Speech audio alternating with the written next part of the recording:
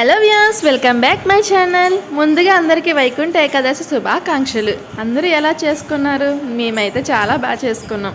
ఇలా ఇంట్లో పూజ పూర్తి చేసుకుని గుడికి వెళ్ళాం.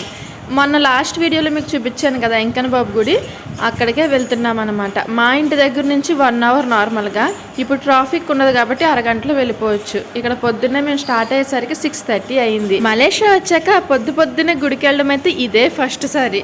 ఎందుకంటే 11తో అయిపోతుందా అని చెప్పి మేము ఇప్పుడు పొద్దున్నే వెళ్తున్నాం. నార్మల్గా అయితే ఈవినింగ్ టైంలో వెళ్ళే వాళ్ళం అనమాట. ఇదిగో ఇక ఇక్కడ గుడి వచ్చేసింది.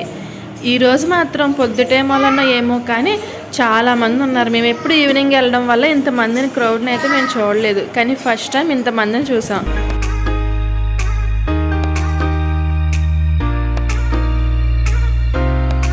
ఇక్కడ చూసారా, జనాలు లైన్ కట్టారు. నార్మల్గా అయితే ఆ కౌంటర్ దగ్గర టోకెన్లు ఇస్తారనమాట అర్చనకి, కానీ ఇప్పుడు జనం ఉండడం వల్ల బయటే కూర్చున్నారు. ఈరోజు ఫ్రైడే కావడంతో ఇంకా జనాలు ఎక్కువ ఉన్నారనమాట. అమ్మవారి గుడికి ప్లస్ వెంకన్న బాబు గుడికి 2 కలిసి వచ్చాయి కదా, అందుకే చాలామంది ఉన్నారు. స్పెషల్ పూజలు కూడా చేయించుకున్నారు. కానీ మేము మాత్రం అర్చనకి టికెట్ తీసుకున్నాం. అప్పటికే చాలా లేట్ అయింది. మళ్ళీ వచ్చాక మా హస్బెండ్ ఆఫీస్కి వెళ్ళాలి కాబట్టి మేము త్వరగా వచ్చేసామన్నమాట. ఇక్కడ కూడా వైకుంఠ ఏకాదశి సందర్భంగా ఉత్తర ద్వారం ఏర్పాటు చేశారు. చాలామంది ఉన్నారు, అలాగే చాలా బాగా కూడా డెకరేట్ చేశారు. మాకైతే చాలా హ్యాపీగా అనిపించింది. ఇక్కడ కాసేపు లైన్లో నుంచిన తర్వాత మా టర్న్ వచ్చిందనమాట. ఇక్కడ బ్యాచ్లుగా పూజ చేస్తున్నారు. మాది అప్పుడైతే సెకండ్ బ్యాచ్ అనమాట.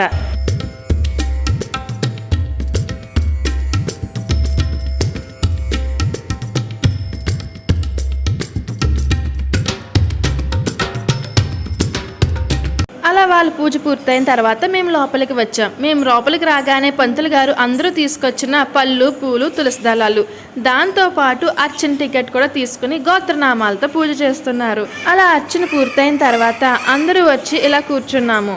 ఆ ఎదురుగా వెంకటేశ్వర స్వామిని చూస్తూ దండం పెట్టుకుని అక్కడే కాసేపు ప్రశాంతంగా కూర్చుని భజన చేసుకున్నాం. ఇక పంతులు గారు పూజ చేసిన తర్వాత ఒక్కొక్కరిగా పిలిచి ప్రసాదాలు ఇస్తున్నారు.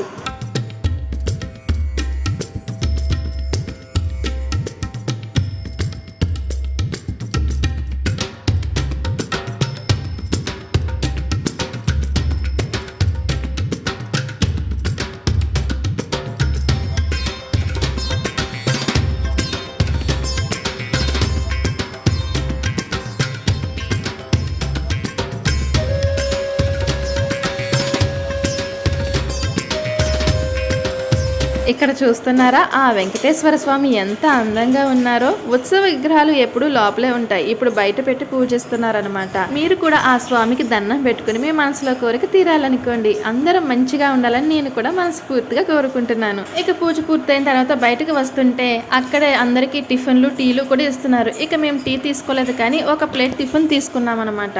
మనకి పులిహార ఎలాగైతే పంచి పెడతారో ఇక్కడ అంతా కూడా ఇది పంచి పెడతారు. మరి ఇది స్పెషల్ ఏమో తెలియదు, కానీ పర్లేదు, బాగానే ఉంటుంది.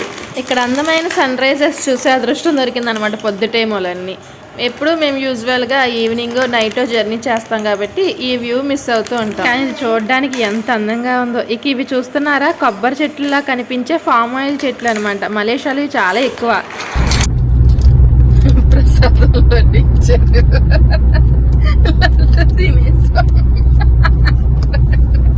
టిఫిన్ ఇచ్చారు, టిఫిన్ తినేస్తాం.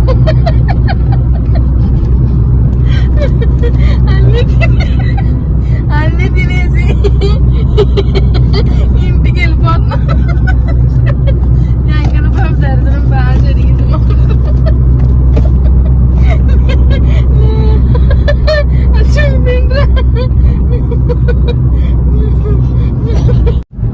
ఇక్కడ నేహాంత్ నిద్రపోయాడు. పాపం పొద్దుటే లేచాడు కదా, అప్పటికే చాలా నిద్ర వచ్చింది వాడికి, కానీ కంట్రోల్ చేసుకున్నాడు.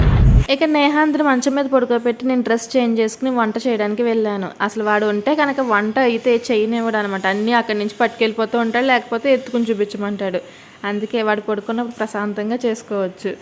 ఇక్కడ నేను వచ్చేసి బీరకాయ టమాటా కర్రీ వండుతున్నాను. వెజ్లో నాకైతే చాలా ఆప్షన్స్ తక్కువ, అందుకే ఇంకా అది వండుదాంలే అనుకుంటున్నాను. నార్మల్గా అయితే పప్పులో వేసుకుంటే నాకు అంతగా నచ్చదు, అందుకే ఇక ఇలా కర్రీ కింద, లేకపోతే బీరకాయ పాలు అలా అయితే కొంచెం పర్లేదు.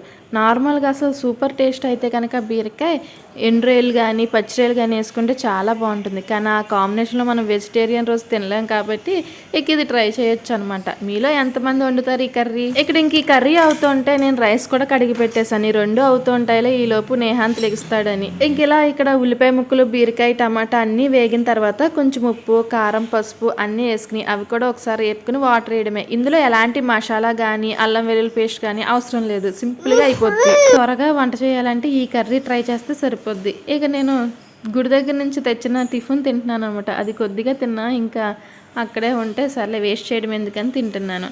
పర్లేదు, బాగానే అనిపిస్తుంది. ఇక్కడ ఫంక్షన్స్ అంటే కూడా ఇదే ఇస్తారు మెయిన్గా.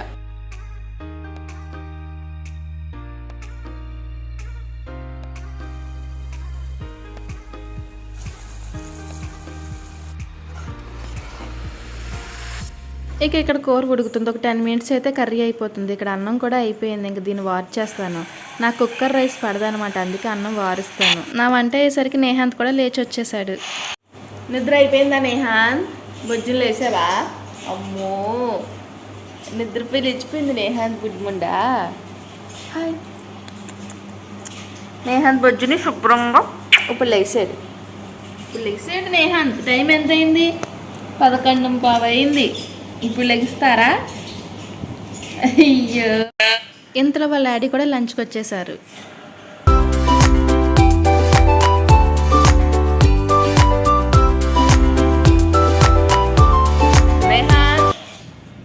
ఇప్పుడు టైం వచ్చేసి 6:30 అయింది.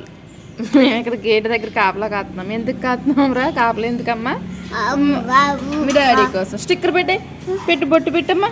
బొట్టు పెట్టి ఎందుకు తీసు? పెట్టు, ఇక్కడ పెట్టు. ఎక్కడ పెట్టాలి? అర్రే, డాడీ వచ్చాక రెడీ అయ్యి మార్కెట్కి వెళ్తాం. ఇక మా హస్బెండ్ వచ్చిన తర్వాత మార్కెట్కి స్టార్ట్ అయ్యాం. కొన్ని ఫ్రూట్స్ అలానే రేగిపళ్ళు ఒకటి తీసుకోవాలి, దానికోసమని మార్కెట్కి వెళ్తున్నాం.